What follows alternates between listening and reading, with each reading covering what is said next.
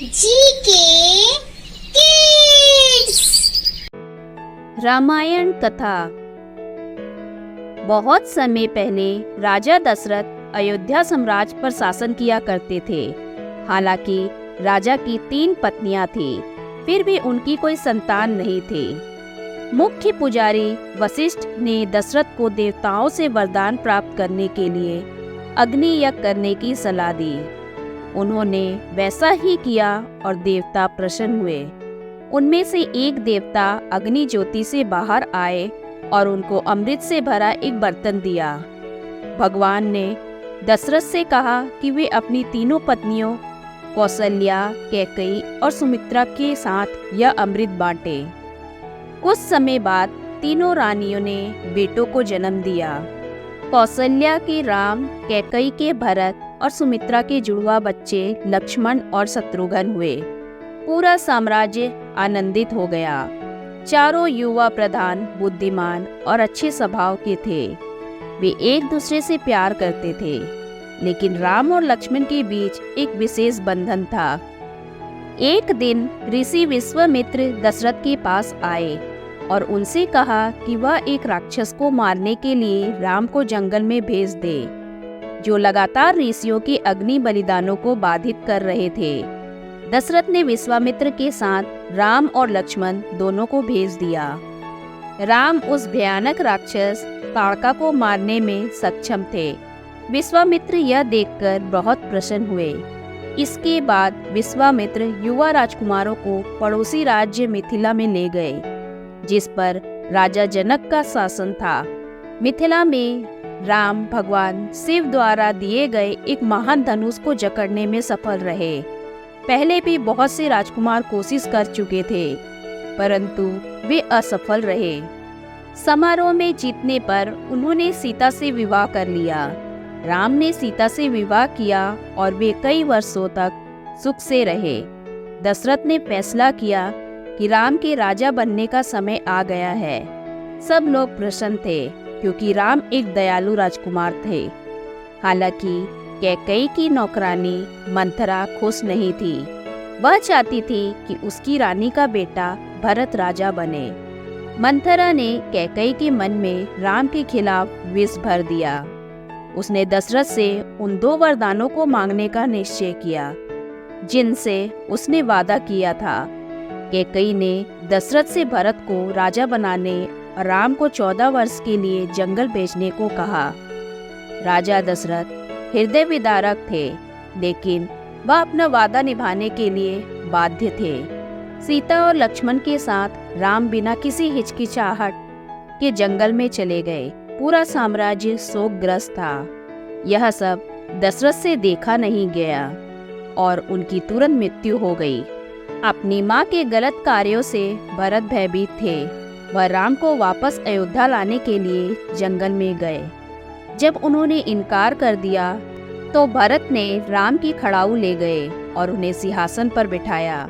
उन्होंने कहा कि वह राम के लौटने तक शासन करेंगे। प्रकृति के खजाने की सुंदरता और शांति के बीच राम, सीता और लक्ष्मण वन में रहने लगे। पक्षी गाते थे, धाराएं हिलती थी और फूल हजारों में खिलते थे। एक दिन एक भयानक बात हुई। शूर्पणखा नामक एक राक्षसनी ने राम को देखा और उनसे शादी का मन बना लिया। जब राम ने इनकार कर दिया, तो उसने लक्ष्मण को उससे शादी करने के लिए कहा। उसके मना करने पर क्रोधित होकर उसने सीता पर हमला कर दिया।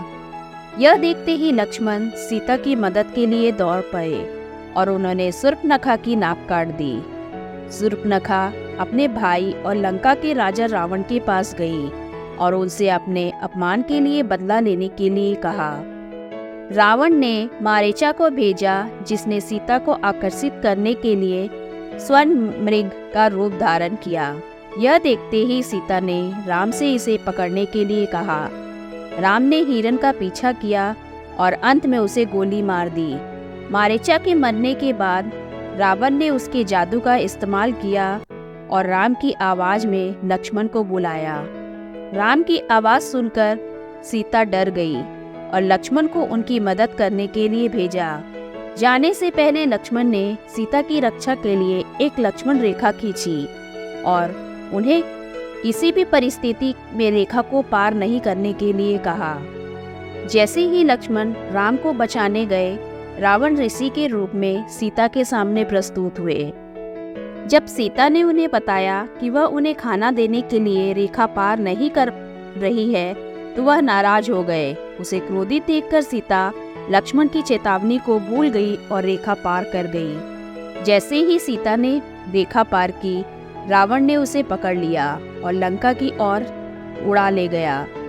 उसके रोने की आवाज़ सुनकर जटायु, चील के राजा, ने उसकी मदद करने की कोशिश की, लेकिन रावण ने उसे बुरी तरह घायल कर दिया।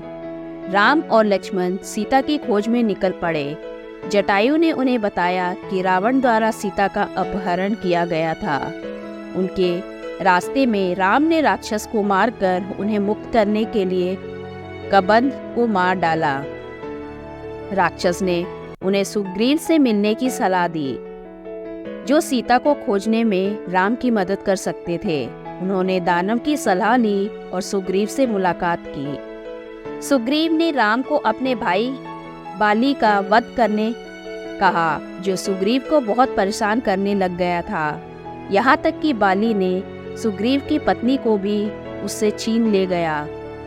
सुग्रीव की कहानी सुनने के बाद राम बाली का वध करने के लिए तैयार हो गए। राम ने बाली को हराया और सुग्रीव वानर राजा बने। अपना वादा निभाते हुए सुग्रीव ने अपने प्रमुख हनुमान और उनकी पूरी सेना को राम और लक्ष्मण की मदद करने के लिए कहा। राम ने सीता की खोज में हनुमान को भेजा। हनुमान ने सीता को रावण के महल में एक बगीचे में पाया। उन्होंने माता सीता को राम की अंगूठी दी और कहा कि वह आएंगे और उन्हें जल्द ही छुड़ा लेंगे। रावण का सिपाही हनुमान को पकड़कर रावण के पास ले गया। तब हनुमान ने रावण से सीता को मुक्त करने के लिए कहा, लेकिन रावण ने मना कर दिया। उन्होंने हनुमान को पकड़ लिया और उनकी पूंछ में आग लगा दी। हनुमान ने संपूर्ण लंका को कुछ ही मिनटों में आग की लपटों में छोड़ दिया। राम, लक्ष्मण और सुग्रीव ने फिर एक विशाल सेना बनाई। लंका के लिए एक पुल बनाया गया और सेना ने मार्च किया।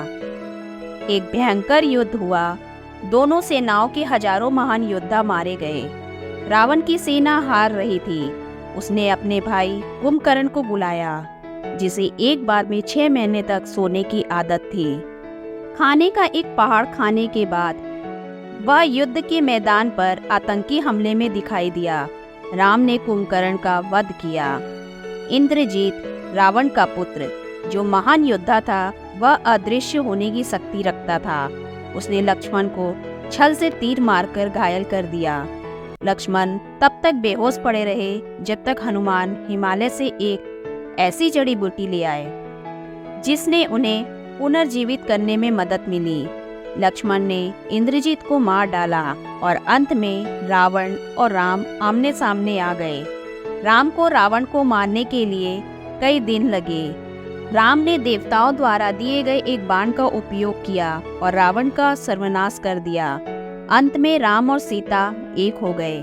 14 वर्ष का वनवास समाप्त हुआ और वे अयोध्या लौट आए। सभी लोग आनंदित हुए और उनके दर्शन करने के लिए एकत्रित हुए। समारोह कई दिनों तक चला। राम और सीता संपूर्ण अयोध्या में समृद्धि और खुशी ले आए थे। धन्यवाद।